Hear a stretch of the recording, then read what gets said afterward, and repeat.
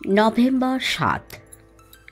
পৃথিবীর ৩টি বিভিন্ন অংশে ৩জন বৈজ্ঞানিক একই সময় একই যন্ত্র নিয়ে গবেষণা চালাচ্ছে। এরকম সচরাচর ঘটে না, কিন্তু সম্প্রতি এটাই ঘটেছে। এই ৩জনের মধ্যে একজন অবশ্যই আমি, আর যন্ত্রটা হলো টাইম মেশিন। কলেজে থাকতে H.G. ওয়েলসের আশ্চর্য কাহিনী টাইম মেশিন পড়ার পর থেকেই আমার মনে ওই রকম একটা যন্ত্র তৈরি করার ইচ্ছা পোষণ করে আসছি। শুধু ইচ্ছা নয়, গত বছর এ নিয়ে কাজও করেছি কিছুটা, তবে সে কাজ থিওরির পর্যায়ে পড়ে। আমার ধারণা থিওরিটা বেশ মজবুত চেহারা নিয়েছিল, আর সেই ধারণা যে ভুল নয় সেটা প্রমাণ হয়েছিল গত ফেব্রুয়ারিতে, যখন ম্যাড্রিডে একটা বিজ্ঞানী সম্মেলনে এই নিয়ে একটা প্রবন্ধ পড়ি। সকলেই সেটা খুব তারিফ করে, কিন্তু উপযুক্ত যন্ত্রপাতি এবং টাকার অভাবে কাজটা আর এগোয়নি। ইতিমধ্যে জার্মানির কোলন শহরে প্রফেসর ক্লাইবার টাইম মেশিন তৈরির ব্যাপারে বেশ কিছু দূর অগ্রসর হয়েছিলেন। সে খবর আমি পাই আমার জার্মান বন্ধু উইলহেলম ক্রোলের কাছ থেকে। ক্লাইবার ম্যাড্রিডে আমার বক্তৃতায় উপস্থিত ছিলেন, সেখানেই তার সঙ্গে আলাপ হয়। দুঃখের বিষয়, এই কাজ শেষ হবার আগেই ক্লাইবারের মৃত্যু হয় অজ্ঞাত আততায়ীর হাতে। এটা হলো 15 দিন আগের খবর। পদার্থবিজ্ঞানী ক্লাইবার ছিলেন ধনী ব্যক্তি। বিজ্ঞানের বাইরেও তার নানা রকম শখ ছিল। তার একটা হলো দুষ্প্রাপ্য শিল্পদ্রব্য সংগ্রহ করা। খুনটা ডাকাতেই করেছে বলে অনুমান করা হয়, কারণ যে ঘরে খুন হয়, ক্লাইবারের কাজের ঘর বা স্টাডি, সে ঘর থেকে 3টি মহামূল্য শিল্পদ্রব্য লোপ পেয়েছে। ক্লাইবারকে কোনো ভোঁতা অস্ত্র দিয়ে মাথায় বাড়ি মেরে হত্যা করা হয়েছিল। সে অস্ত্র পুলিশ বহু অনুসন্ধান করেও খুঁজে পায়নি। খুনিও আজ পর্যন্ত ধরা পড়েনি। তৃতীয় যে বিজ্ঞানী এই একই মেশিন নিয়ে কাজ করছিলেন, তিনি হলেন ইতালির মিলান শহরের পদার্থবিজ্ঞানী প্রফেসর লুইজি রন্ডি। রন্ডির মেশিন তৈরি হয়ে গেছে এবং তার ডেমনস্ট্রেশনও হয়ে গেছে। রন্ডি ম্যাড্রিডে উপস্থিত ছিলেন না, এবং আমি আগে কিছুই জানতে পারিনি যে তিনিও একই গবেষণায় লিপ্ত। গত মাসে রন্ডির নিজের লেখা চিঠিতে জানি তার টাইম মেশিন তৈরি হয়ে গেছে। সে আমাকে সাদর আমন্ত্রণ জানিয়েছে মিলানে গিয়ে তার যন্ত্র দেখে আসতে। আমি যে এই প্রতিযোগিতায় হেরে যাব এটা আমি আগেই আশঙ্কা করেছিলাম, তবে এই ফাঁকে যে রন্ডি কেল্লাফতে করবে সেটা অনুমান করতে পারিনি। আমি ভাবছি এ মাসের মধ্যেই একবার মিলান ঘুরে আসব। রন্ডি শুধু যে আমার আতিথেয়তার ভার নিচ্ছে তা নয়, প্লেনে যাতায়াতের ভাড়াও সেই দেবে। আসলে রন্ডিও রীতিমতো ধনী। তার পরিচয় শুধু বৈজ্ঞানিক প্রফেসর রন্ডি হিসেবে নয়, সে হলো কাউন্ট লুইজি রন্ডি। অতএব অনুমান করা যায় যে সে বিশাল সম্পত্তির মালিক।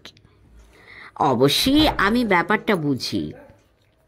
এত বড় একটা আবিষ্কারের প্রকৃত বিচার বিজ্ঞানী দ্বারাই সম্ভব।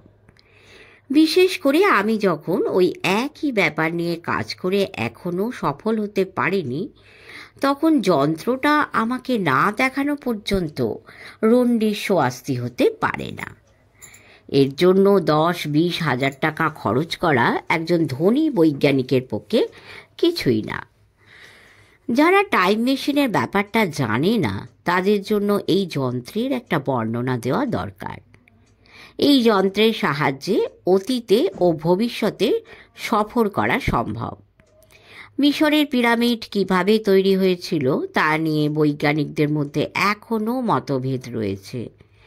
টাইম মেশিনের সাহায্যে একজন মানুষ 5000 বছর আগের মিশরে গিয়ে নিজের চোখে পিরামিড তৈরির ব্যাপারটা দেখে আসতে পারে। 5000 কেন, 75 লক্ষ বছর আগে গিয়ে দেখে আসতে পারে ডাইনোসর কেমন জীব ছিল। যাওয়া মানে সশরীরে যাওয়া কিনা সেটা রন্ডির যন্ত্র না দেখা অবধি বলতে পারবো না।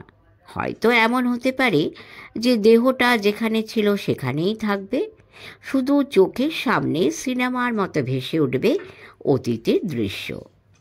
তাই বা মন্দ কি?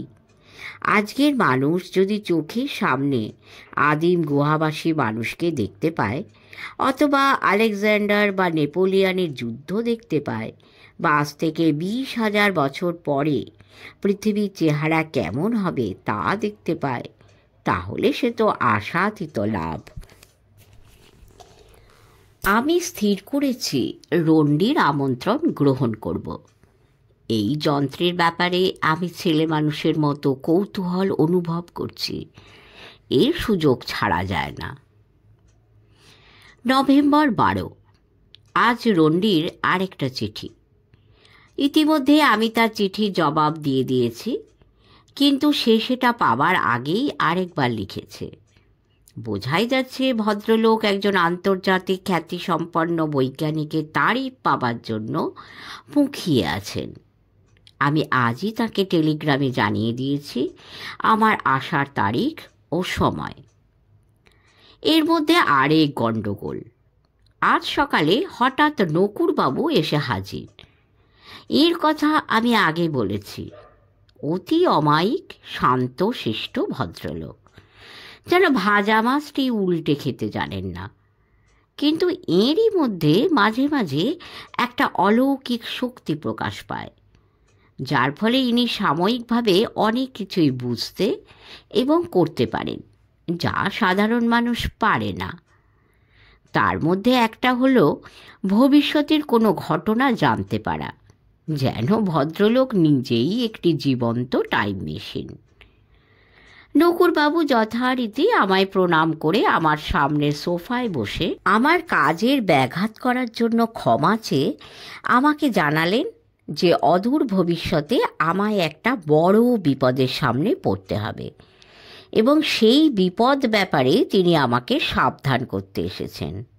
আমি বললাম, বিপদ মানে কী রকম বিপদ? ভদ্রলোক এখনও হাত দুটো জোর করে আছেন, সেইভাবেই বললেন, সঠিক তো বলতে পারবো না স্যার, তবে দেখলুম যেন আপনার ঘোর সংকট উপস্থিত, প্রায় প্রাণ নিয়ে টানাটানির ব্যাপার, তাই ভাবলুম আপনাকে জানিয়ে দিই। বিপদ থেকে উদ্ধার পাবো কি? তা তো জানি না স্যার। ব্যাপারটা ঘটবে কবে সেটা বলতে পারেন? আগে হ্যাঁ, তা পারি। নকুরবাবু বেশ প্রত্যয়ের সঙ্গে বললেন, এই ঘটনাটা ঘটবে 21শে নভেম্বর রাত 9টায়। এর বেশি আর কিছু বলতে পারবো না স্যার। আমি মিলানে পৌঁছাবো 18ই। অনুমান করা যায় যে মিলানে থাকাকালীন ঘটবে যা ঘটার। আমি যতদূর জানি রন্ডি সদাশয় ব্যক্তি, তার সম্বন্ধে কোনো বদনাম শুনিনি কখনো। তাহলে কি বিপদটা আসবে রন্ডির যন্ত্র থেকে? যা হোক, যা কপালে আছে তা হবে।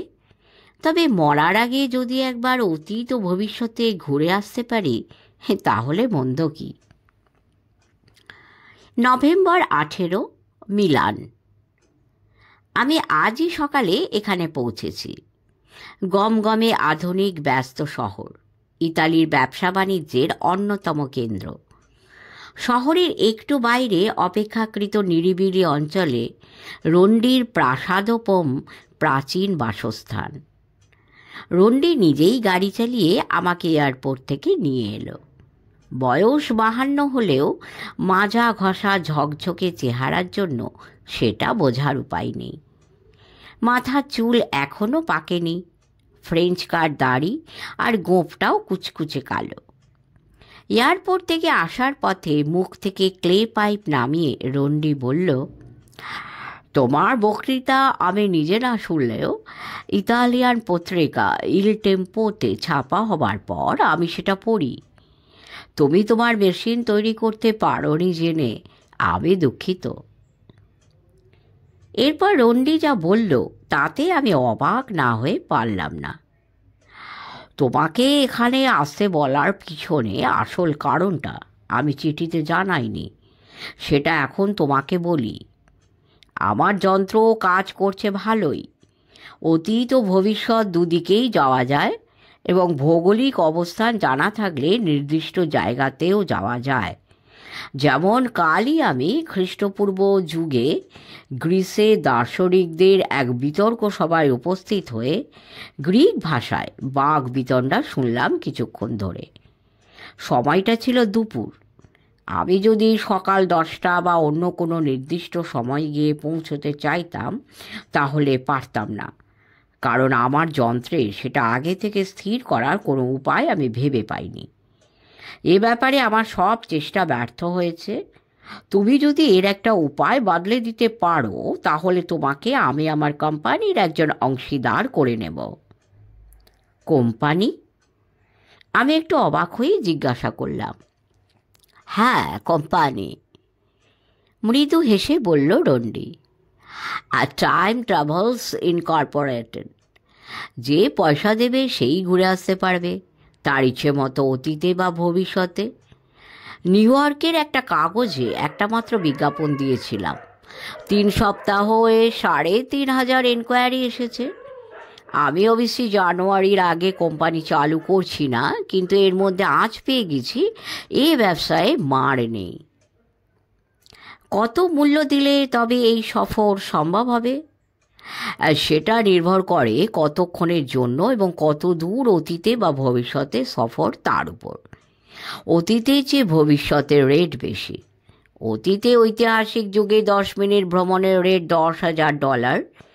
প্রাগৈতিহাসিক হলে রেট দ্বিগুণ হয়ে যাবে, আর 10 মিনিটের চেয়ে বেশি সময় হলে রেট প্রতি মিনিটে বাড়বে $1,000 করে। আর ভবিষ্যতের সফরের রেটে তারতম্য নেই। তুমি নিকট ভবিষ্যতে যেতে চাও বা সুদূর ভবিষ্যতে যেতে চাও, তোমার খরচ লাগবে $25,000। মনে মনে রন্ডির ব্যবসা বুদ্ধি তারিফ না করে পারলাম না। এক হুজুগে আমেরিকান লাখপতি ক্রোড়পতির জোরেই ব্যবসা লাল হয়ে যাবে সেটা বেশ বুঝতে পারছিলাম। এবার আমি একটা জরুরি প্রশ্ন করলাম। তোমার এই টাইম মেশিনের দর্শকের ভূমিকাটি কি? সে কি সশরীরে গিয়ে হাজির হবে অতীতে বা ভবিষ্যতে? রন্ডি মাথা নাড়ল। না, সশরীরে নয়। সে উপস্থিত থাকবে ঠিকই, কিন্তু অদৃশ্য, অশরীরী অবস্থায়। তাকে কেউ দেখতে পাবে না, কিন্তু সে নিজে সবই দেখবে। পৃথিবীর কোন অংশে যাওয়া হবে সেটা আগে থেকে ল্যাটিটিউড লঙ্গিটিউডের বোতাম টিপে স্থির করা থাকবে। কত বছর অতীতে বা ভবিষ্যতে যাওয়া হবে তার জন্য আলাদা বোতামের ব্যবস্থা আছে। এইসব বোতাম টেপার পর 10 সেকেন্ড সময় লাগবে নির্দিষ্ট স্থান ও কালে পৌঁছতে।